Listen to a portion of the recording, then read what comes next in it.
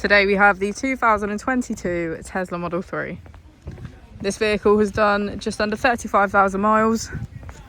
It has an automatic transmission and a fully electric motor.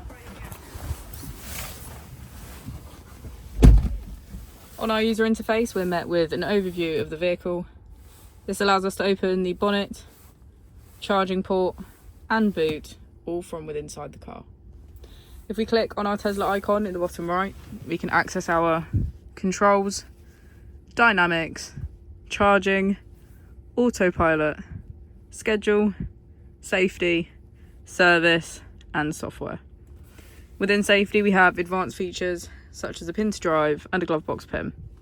If we go back into software and click on additional vehicle information, we can get a deeper analysis of the vehicle spec.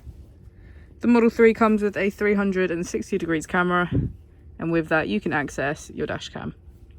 If we press here, we can access our climate control, which includes heated seats on either side, heated screen and our heated steering wheel. As we go into the back of the vehicle, we can see that it has a full leather black interior and get a good view of our panoramic roof.